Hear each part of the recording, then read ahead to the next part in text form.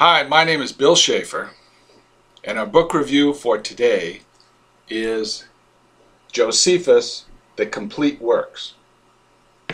This includes a biography of Titus Flavius Josephus, and it includes both of his famous works, Antiquities of the Jews and the War of the Jews. Now the book, The Antiquities of the Jews, deals with the history of the Jewish people. The War of the Jews deals with the revolt against Roman rule that commenced in 66 AD and led to the destruction of the temple in 70 AD. Both of these books are classic historical works of antiquity and of interest to anyone with an interest in history. Now, Josephus himself was born around 30-31 AD in Jerusalem. He came from a line that had a number of priests in his heritage and was, as he described it, not an ignoble lineage. Apparently he was very intelligent even as a child, and as a young boy the priests in the temple would come and ask him questions and talk about subtleties of the law. When Josephus was 16, he decided to join an ascetic sect in the desert and practice renunciation of the world.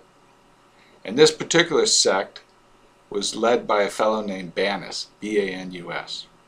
Well, he did that for about 3 years, and at 19 he returned to the city and became a member of the sect of Pharisees. Josephus had a rich and exciting life. At 26 he traveled to Rome, and he was actually introduced to the emperor through a common acquaintance. When he traveled back to Israel, to Jerusalem, he heard talk of a revolt against Rome. He tried to dissuade the people from revolting. He tried to introduce a contradictory idea, but was unsuccessful, so he retreated to the temple. He stayed in the temple until after the execution of Manahem and the leader of a robber band. Manahem was an Essene, an interesting character we'll hear about later. Eventually he was appointed Govenor of Galilee, and in the years before the war against Rome, he had a number of political intrigues. Nevertheless, during the war against Rome, he was appointed as a general for Israel against the Romans with a Galilean North Israel contingent. As such, he was one of the first officers to engage the Romans and was defeated. In fact, the remnants of his band, according to legend, were in a cave where they had decided to take a vow of suicide, and therefore they draw lots, and the person who gets the odd lot is the one who has to kill everyone else and then kill himself. Well, it just so happens that Josephus drew that odd lot, and he escaped suicide. He walked to the Roman camp and surrendered. And for the rest of the war against Rome, he rode with the Roman army as an observer, not a participant. Nevertheless, this made him extraordinarily unpopular with the rest of the Jews and the people that lived in Israel, and he was considered a traitor. After the war, he retired to Rome, was a guest of the emperor, and wrote his 2 great books. These books are one of the few testaments to the historical facts of what actually occurred at the time of the war against Rome and the time of the Gospels. In fact, when the Jewish fathers were writing their Bible, it's the Septuagint, they used the works of Josephus as a reference, as a historical reference for the accuracy and the order of events. Now, most of the books in the Bible, Daniel, Isaiah, had already existed, and Josephus was familiar with them, but they used his narrative as an overall reference also. Now, I confess, I have not read the entire book. I've just read portions of it. But it's very interesting. It's exceedingly dense. And all the events he talks about is mentioned with the most briefest description. Therefore, reading the book is like reading through events at a breakneck pace, where you barely have time to digest one before another event occurs. But his writing style is intelligent and lucid and well thought out, and stands the test of time even 2,000 years later. One of the most interesting things about reading this book, and the first thing that almost everyone remarks at, is, where is Jesus? There is almost no space in this historical record that is concentrated around the time of Jesus, written about Jesus. And this is the most startling aspect of the book, The War of the Jews. For anyone who was raised in Western civilization, who's read the New Testament, we have a feeling and understanding of Jesus as being at the center of events of Jewish history and Roman history. But when you read Josephus, he is almost non-existent. In fact, in the book, both John the Baptist and James the Just, who wrote the Gospel of James and was the brother of Jesus most likely, both John the Baptist and James the Just get much more mention than Jesus himself does. And the biggest mention of Jesus is only one paragraph long. And this paragraph is right before a kind of ribald story about how a Roman matron gets seduced in the temple of Isis, and because of that, the priests of Isis are banned from Rome. And it's ironic that that story takes up a page and a half, where the story of Jesus only takes up a single paragraph. Now, many of the people that are mentioned in the book you'll recognize. King Herod, Pontius Pilate, James the Just, the Roman emperors. They're mostly in there. But the stories about them are stories you've never heard, and they're all stories about court intrigue. One interesting fact is that apparently the slaughter of the innocents mentioned in Matthew in the New Testament never occurred. Although it's certainly in keeping with the character of Herod, because he murdered his wife and he ended up having his own sons killed, and he was a violent and brutal ruler, tyrannical ruler. There's no evidence that the slaughter of the innocents ever occurred. Now, to me, one of the most peculiar features of this book is the fact that it mentions the Essenes. And there were three major philosophical sects or religious sects in Jerusalem at this time. There were the Sadducees, the Pharisees, and the Essenes. Now, we're familiar with the Sadducees and the Pharisees from the New Testament, but it's curious that there is no mention of the Essenes anywhere in the New Testament, when they were a very significant and influential philosophical sect in ancient Israel.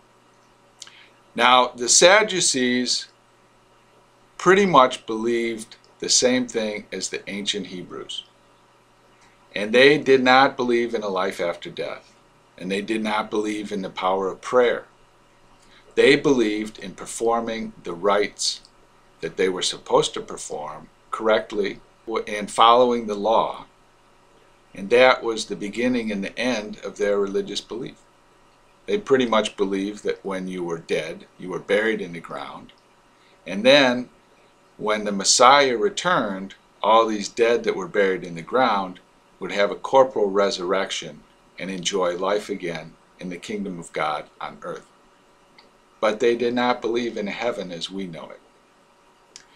Now, the Pharisees were heavily influenced by the Jewish captivity in Babylon and their exposure to Zoroastrian or Persian ideas. And it was the Pharisees that popularized the idea among the Jews of praying to God.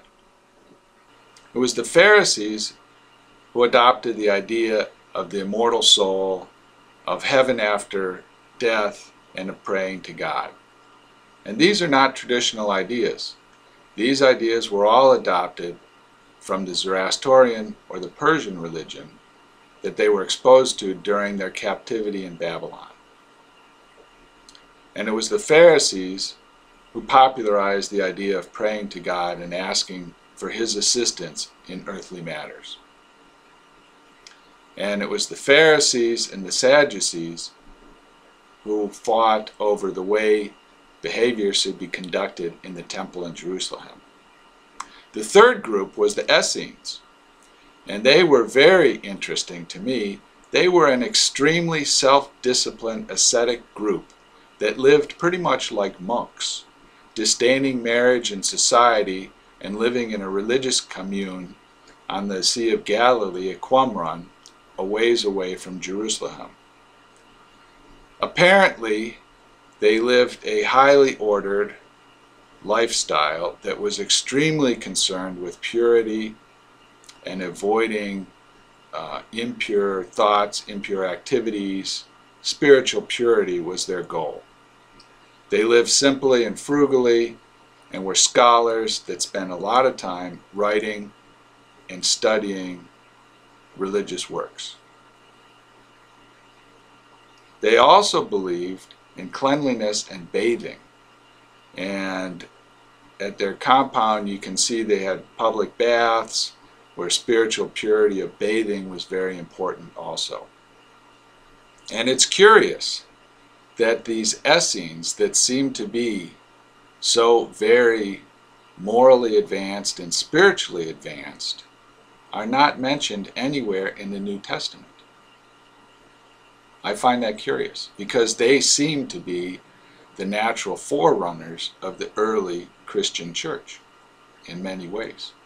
Now, one interesting story concerning an Essene called Manahem was apparently he saw King Herod when King Herod was a boy of 11 or 12 and remarked that one day Herod would be king of Israel. And Herod always remembered that. But at the time when he was a boy, it seemed absolutely ridiculous because he was not of royal lineage, and it did not seem that it was remotely possible that he would come to a position of such influence. Now, the Essenes were reputed through their purity and their practices to have supernatural powers of seeing into the future. And they were also known as healers. And they used stones in their healing. And they had different stones that were used for different healing purposes. Another interesting story is the story of James the Just. Now, he was revered as being an exceedingly spiritual and moral man, and was known even to have scars on his legs and knees from the excessive time that he spent kneeling in prayer. He was martyred in 64 AD in a controversy over control of the temple, and it's rumored that his martyrdom was the cause of the Jewish war against Rome. Now, none of this reverence or honor or respect of James the Just is preserved in the New Testament, and he's just kind of a sideline character to Jesus. But he was historically a very significant character in his own right. And aside, he apparently was the head of the Christian church for 30 years until his martyrdom, and he was the first pope. But this fact is not mentioned in Josephus. This fact is my own fact. He also discusses John the Baptist and the influence of John the Baptist and the death of John the Baptist, which pretty much follows the storyline in the New Testament. but there's more details and the flavor is a little bit different. All in all, an amazing book that I cannot begin to do justice to here. The book is extraordinarily densely packed with information of historical characters that you may know and recognize, and many more historical characters that you've not heard of. But it's fascinating, and it's difficult to read the whole thing in one sitting. But small sections of it, very interesting, and give you a good feeling of the tenor and the times in ancient Israel, in Jerusalem, at the time of the war against Rome. So if you are interested in reading a historical book that talks about events that still influence your life today, although they occurred 2,000 years ago, I highly recommend Josephus, The Complete Works. It will surprise you, inform you, and make you think. Thank you, and leave your comments below.